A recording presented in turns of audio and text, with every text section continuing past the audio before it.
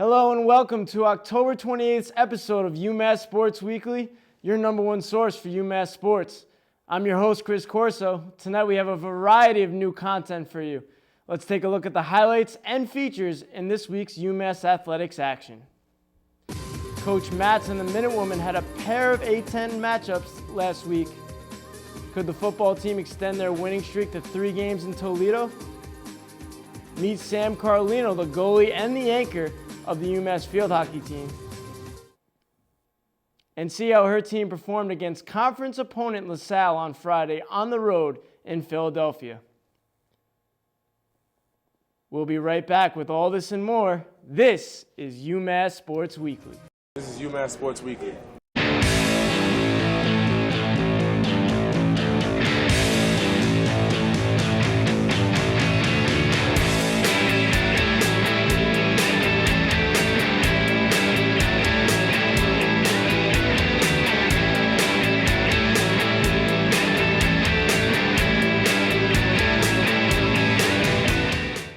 Welcome back to UMass Sports Weekly. I'm here with our football expert, and that's Xander Manning. UMass almost pulled off an upset by beating Toledo, who was heavily favored in this game at home at the Glass Bowl. So we're in Ohio, a little bit of a tough matchup for the Minutemen. We have the 2-game winning streak going on. Tell me what happened in this game, Xander. First thing that happened is UMass came out firing, definitely. They showed that they were the better team in the first half. They showed that they really wanted to win. They wanted to keep that win streak going. But like I said last week, Toledo's a real tough team to beat at home. Toledo is I don't think they've even lost a game at home yet this year. This win pushes the record to 5-3, but it was a tough-fought game by UMass, and Farnapple definitely showed that with his 5 touchdowns. So tough-fought game. We had 438 yards. We lose the game by 1 touchdown, 42-35. And as we can see on the stats in the leaderboards, Blake Farnapple just a stud in this game. 5 touchdowns. He threw a touchdown to Gene Siffrin, who had 175 yards, the tight end for UMass. And A.J. Doyle's up there at the top when it comes to the nation in passing yards. So last year we had A.J. Doyle at quarterback and a couple of other quarterbacks who could not figure it out. What's the difference this year? Well, first of all, I want to take a look at these stats here. Look at this. Blake Farnapple has thrown for over 2,900 yards, and that's only through 9 games. That's really great. He's also, through 9 games, he's thrown 23 touchdowns. I mean, granted, he has a lower completion percentage than A.J. Doyle, but he has thrown for more yards, more touchdowns. And this has definitely helped them win a lot of games. Look at that. A.J. Doyle's only at 1,600 yards or so. And that's at the end of the season. Blake Farnapple's almost at 3,000. That's only in 9 games. That's absolutely fantastic for a guy who comes out of Marshall, only starting 4 games last year, and he started every game this year for the Minutemen. And then you look at Gene Siffrin. He also is another guy who's made him even better, and he's at the leaderboard in tight ends when it comes to receiving yards in the nation. So these are 2 guys on the UMass Minutemen who come from a team that was in AA a couple years ago, and now they're at the top of the nation in offensive categories, which is great to see from our Minutemen. Another competitive game. Now we go and we have 16 days off. We have the bye week this week, and we go into a game where we host Ball State back here on campus at McGurk. And what are some things that you think that the team has to do right in this game? First thing I'm looking at is obviously special teams. Logan Lawrence has been missing extra points. Blake Lucas hasn't been consistent all year. But other than that, you got to look at the defense. This defense has pretty much been giving up leads almost all season. They had a 27-point lead against Colorado, and then they had some other big leads over the season. The offense has helped them by fighting back, but at the same time, this defense they've given up way too many big runs, like this one against Bowling Green. This defense, look at this. They're starting at the 25-yard line, and they still allowed a touchdown run to happen. And that's just not okay against these teams that they could easily beat. And they need to work on their defense, especially the run defense. The pass defense has been fine with Rendell Jett intercepting passes when he needs to. And Jovan Santos Knox, you heard him, moving in the right direction. They're working as a team. They're having a great year, the secondary, but that run defense needs to step it up. No, we've seen this all year. We see them go up by a lot, even against good teams like Vanderbilt, and they blow these leads. And that's something that they really need to focus on as they take Ball State at home. So thank you, Xander. That's some great insight, and we look forward to greeting this team back on campus for another game this season. We'll be back for the next segment with UMass Hockey. They had a pair of games in Boston this weekend. Stay tuned.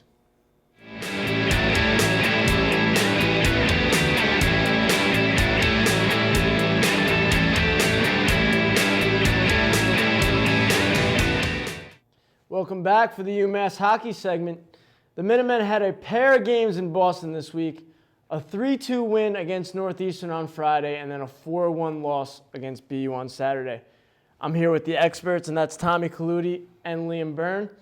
And in both of these games, we found a phenom, and we found some potential, and that's Henry Dill. He's the real Dill, I have to say. But Liam, tell me a little bit about his performance in these games, and what did he show you this weekend? Well, this freshman had a combined 69 saves in both games. That is fantastic. I have to say, it's fantastic. And that 69 is not even a joke. Those were just saves. Straight up saves. He had a .932 save percentage, leading him to the honor of being the Hockey East Pro Ambition Rookie of the Week. And he had the number one star against Northeastern, so that really helped his stats out even more. He's 2-1 on the season. He's got 97 saves through 3 games that he started.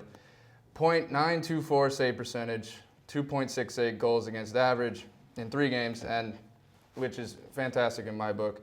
Coach John Micheletto was quoted saying about Dill's performance that it was exquisite, that his game was exquisite. From a coaching standpoint, seeing a freshman respond to a 2-game weekend, not knowing how it would work out for him mentally or physically, is really encouraging, Micheletto said. He's certainly proved that he can play 2 games in a weekend and perform at a high level against really strong competition.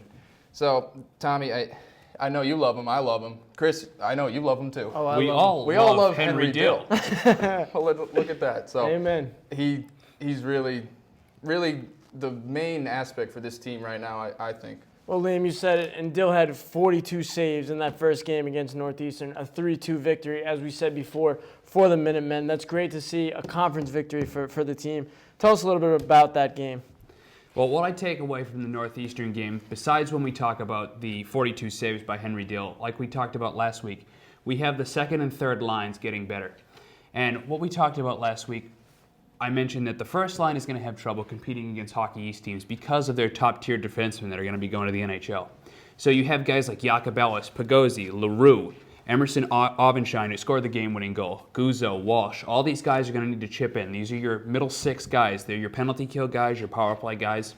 They're going to have to compete against other teams' second and third lines and create that gap to help the Minutemen recover, and I think that was really big for them. Also, the penalty kill was huge. They killed 7 Northeastern penalties, and this is a Northeastern team that knows how to score. I mean, this Northeastern team is built around scoring. That's how they've competed with BCs and BUs of the past. But, Henry Dill stood on his head, and that's what they need for a team that is relatively weak on D. And like I said, if this second and third line keeps contributing, I think this team can be good in the Hockey East. Well, Dill was great in that first game, and the penalty kill was great. We saw the defense just play great in that game against Northeastern. Then you go against the top 20 team in BC and their goaltender, Thatcher Demko, one of the top NHL prospects. So what happened in this loss, Liam? A 4-1 loss. Obviously, Demko played great. Dill not as great as he played in the first game. It's a top 20 team, though. What do you have to say about that game? Dill did play well still, even though giving up 4 goals. But Boston College was able to maintain the steady power play games that they've had. They've had 2 5-on-3 power plays in this game, which led to 2 goals. And that's big. You take away those 2 goals, it's only 2-1 instead of 4-1. And it showed that the defense for the Minutemen just weren't clicking at all. And they had 10 penalties for a total of 31 minutes that in the sin bin, and that's just not the way you're going to win hockey games. And they only won 38 of 73 faceoffs in the whole game. So that's not good at all. So hopefully they can improve from the BC game going into Maine this weekend. Well, 1 lone goal in that game. Tommy, is there anything else you'd want to add about that performance? Well, like I said again, Shane Walsh, who was your second or third line player, was your lone goal. Another thing I do want to take away, a lot of blame goes to Henry Dill after having that amazing performance. You think, oh, maybe it was just a flash type, a a rookie one-game performance type thing, but each defenseman on the Minuteman team was -1, which tells me that each and every line struggled against the BC offense. And it's kind of eerie, actually. BC and UMass are built very similarly, if you can believe that. BC is very small and quick up front, just like the Minutemen, and big and strong and back. The only difference is BC tends to have more talent up front and better defensemen in back. And what that tells me is Henry Dale has to be better in that game to try and stand on his head for the Minutemen. I think if they stay out of the box, which was a big issue and has been a big issue all weekend, I believe they had around 5 penalties in the third. A team like BC is going to run train on you when that happens. And I think if they can stay out of the box, if they can keep their second and third line scoring, like I said before, I think they can have a chance at competing in the Hockey East, especially against these teams. Well, 5 penalties in the last period is certainly not going to get it done against the top 20 team in BC, especially when they have a goaltender like Demko, who's being heavily recruited and was drafted by an NHL team. But thank you guys, and hopefully we'll see some improvement this upcoming week against Maine. Yep. Absolutely. So coming up, we'll have the anchor of the field hockey team for the past 3 seasons has been Sam Carlino. Here's a special feature that I put together with the captain of the UMass Minutemen. Standout UMass field hockey junior Sam Carlino is one of the best goalkeepers in the country and takes a simple mindset to each and every game. I always think about, I only have, this is like my second to last season. I'm halfway through the season now and only have 1 season left. Like, I just want to make sure that I play my best every day and come out and support my teammates, and I have their backs and they have my back all the time. So. Head coach Carla Tagliente scouted the 5'4" goaltender just 3 seasons ago. I think everyone's a competitor, but everyone's a competitor to a different degree, and she's really one of the most competitive people we've had on this team in a long time, and she just drives and drives and drives and pushes for success and for excellence. So that's critical, you know. Defenseman Lori Ali Muhammad has played right in front of Carlino the past 3 seasons. The senior captain has grown to love having Carlino as the last resort right behind her.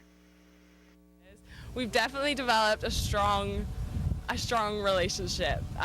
It's definitely very calming to know that she's behind me. I mean, I always hear her all game. She'll be screaming at me about something.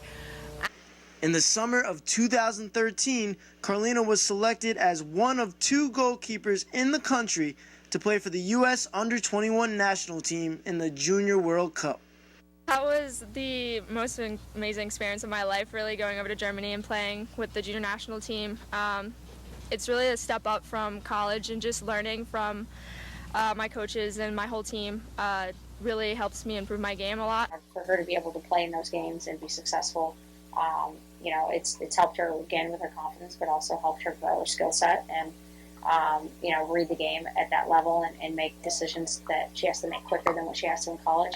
You know, it's just pushed her to get better and better. In her first 2 seasons with the Minutewoman, Carlino's presence in the net was a major influence in UMass's consecutive A10 championships. She's obviously not gifted to be a tall goalkeeper, which, you know, obviously if you're in goal and you're tall, cuts down angles and it helps. But, you know, she makes decisions based around her size and her athletic skill set that help her be successful in the goal. She's decisive. If she decides she's doing something, she goes with it. She's a very instinctive player. She just makes a decision. She's going all guns blazing 100%. Although the team is off to a slow 9-8 start this season, Carlino looks at the bulk of the Atlantic 10 schedule as a clean slate and is not worried.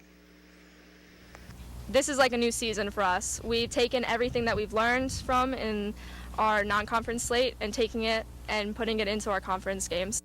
Carlino and the field hockey team had an exciting 3-1 victory against LaSalle in Philadelphia on Sunday to move to 6-1 in the conference. I'm here with Tommy Kaludi. Tommy, tell me what happened in that game. Well, what I saw against LaSalle was a great team game from the Minutewomen. They had, 26 shots. I did not stutter. That was 26. That's a lot of shots. That is intense for field hockey, let me tell you. The defense played great, only 12 shots let up, and only 6 of those were saved by Sam Carlino, which told me LaSalle is shooting from any angle, just trying to get any ball on net. They had 7 players with multiple shots, which is absolutely huge for the Minutewomen. And, you know, they had 2 goals from Izzy Delaria. She had 6 shots on net. I think it's a great all-around team win, and I think it's very good building on the end of the season, perhaps getting into the playoffs and making some noise. They're definitely making some noise. As I said before, 6-1 in the Atlantic 10, which is great to hear. They're obviously at the top of that conference. In this game, as you said, Izzy Delario had 2 goals and a ton of shots for the Minutewomen. Tell me about her performance on Sunday. Well, I in a way relate to Izzy Delario because, like on this show, I'm very underrated as an analyst. And she's very underrated on this team. She is the setter for all these penalty corners. She gets an assist on almost all of these, and it's a position that's almost without love. She's an attacker. She has to do a lot of running up and down the field. She has great stamina, is in great shape. And she's an anchor she's the anchor on the forward. She stays constant. She's a really calming force, and I think she's really good.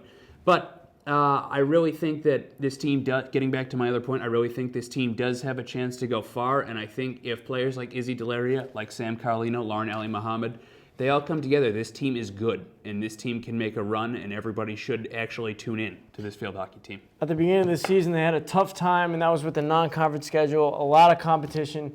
A lot of these young players had to come together, as you saw in that package. Coach Tagliente said that it was time for this team to come together as the season went forward and the A-10 schedule came about. And that's what we see happening, 6-1 in the conference. It's great to see for the Minutewomen.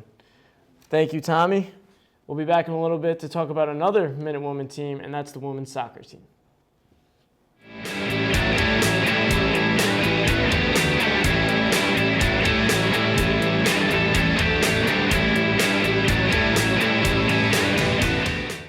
Welcome back. The women's soccer team took a 1-2-1 record into a pair of conference games this weekend. The Minutewomen took on St. Bonaventure in the first game on Friday. Our crew was there with the story. Friday afternoon soccer at Rudfield, UMass taking on St. Bonaventure. UMass creates a chance at the 13th minute when Natalie Paraso gets free inside the box, but the post made friends with the keeper as the Bonnies escaped the threat. But that friendship didn't last long, as 5 minutes later, Alyssa Frater-Cangelli gets her first goal of the season to put the Minutewomen up 1-0. Later on, the Bonnies made new friends with the crossbar, as Paraso tries to make it 2 for UMass. Daniela Alvarez pushes it wide, and the Bonnies catch their breath again.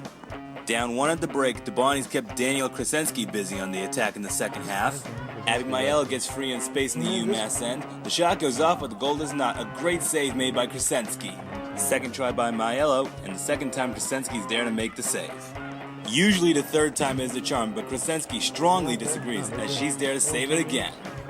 Taking a page from the book of Pharrell and Daft Punk, the Bonnies got lucky as the crossbar again denies UMass their second goal.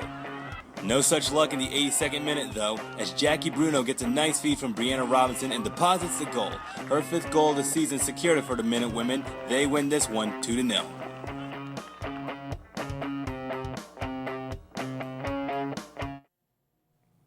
Welcome back. I'm here with Liam Byrne, our women's soccer expert. And in that first game against the Bonnies, what was the key factor into that win? Well, first I need to mention, in the hockey segment, Tommy called the Northeastern upset. Have to say that first. But for the Bonnie game, for women's soccer, shot total from the Minutewomen was 21 shots. It's a lot for them, actually. 12 of them were on goal, which is season high for them. And they were sporting those black jerseys, which I really liked, Chris. So that probably put a little spunk in there. Yeah, exactly. Of course. So they applied some pressure from the start against the Bonnies. The Bonnies aren't that strong of a team, obviously. Coming out with 14 shots on their defense, and they seem to rattle the Bonnies defense very, very toughly. But the shots were evenly distributed throughout all the girls on the Minutewomen team, and 8 girls had 2 or more shots in this matchup. Now, Liam, you pointed out a certain surprise in this game. Our viewers saw the highlights and the footage. What was that surprise you for the Minutewomen? Well, what I saw that surprised me was Danielle Krasinski in goal. You know, you've seen my recent segments of me mentioning Cassidy Babin in goal, the 17-year-old freshman, and she was in both matches this weekend against the Bonnies and Duquesne, and she's been injured mainly throughout a little bit of the season. She had shoulder surgery over the summer, but what wasn't surprising was her play. Her play was fantastic. She had 2 shutouts and managed to come up with 8 saves in this matchup against the Bonnies and 7 against Duquesne. So that's a great thing for the Minutewomen, especially having 2 solid goalkeepers, hopefully going into A10 play. So after the win against St. Bonaventure, the second game was on Sunday at Rudd Field against A10 opponent Duquesne. The women look to finish off the weekend with 2 straight victories. Here's our coverage of the game. UMass Minutewomen hosted the Duquesne Dukes this past Sunday at Rudd Field in what promised to be a fantastic A10 matchup. They're the Dukes. After the Minutewomen went up 1-0 early in the first half, Duquesne received a corner kick as goalkeeper Danielle Krasinski really shows her athleticism as she interrupts a cross and gets awarded the free kick. Later on in the first half, after a long ball by Jackie Bruno received by Megan Burke, who swung in the low cross to Natalie Proussalt, who powers it past Duquesne keeper Devin Tabata to give the Minutewomen the 2-0 advantage. Later in the half, Danielle Krasinski really displays some toughness by putting her head in amongst the boots to make the save. Duquesne came out firing in the second half with this corner as Krasinski punches out the cross and then makes the fantastic follow-up save from the shot from the 18. And right before the final whistle, Krasinski makes the save of the day by stopping this point-blank shot and again puts her head in amongst the boots to keep the shutout alive. Despite the wind and the rain, the Minutewomen will go on to win this crucial A10 matchup by a score of 2-0. So we saw those highlights of the 2-0 shutout for the Minutemen, and that's not something we've seen much this season. So Liam, tell me who the main contributors were in that game. Of course, we saw the footage. Tell me about this game. Bruno. Jackie Bruno, ladies and gentlemen.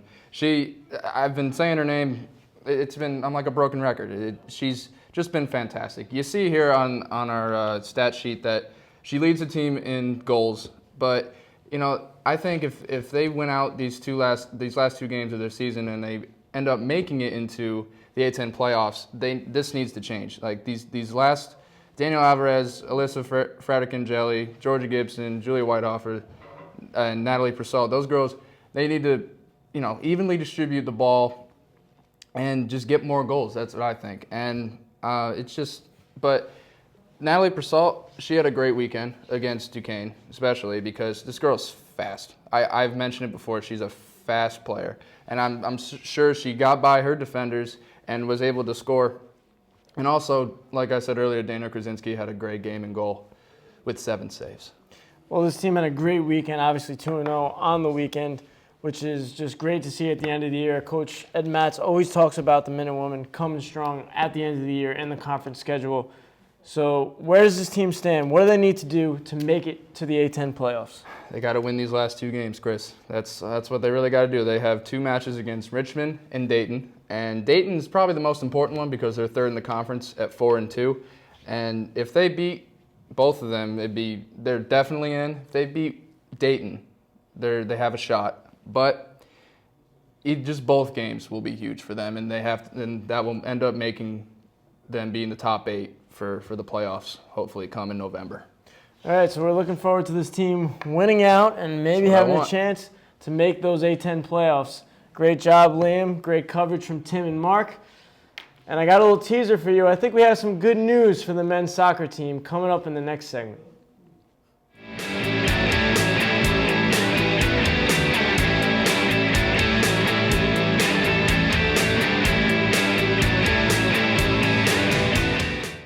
The Minutemen soccer team headed over to the Bronx in New York for a game against Fordham, and we saw a 2-0 victory. I'm here with our expert, Mark Jean-Louis, and that 2-0 victory is something that we haven't seen all season, a shutout victory. Tell me a little bit about this game against Fordham. Well, Chris, you and I both know that this team has been reeling ever since we can both remember. The last time that they had won a game was the middle of September.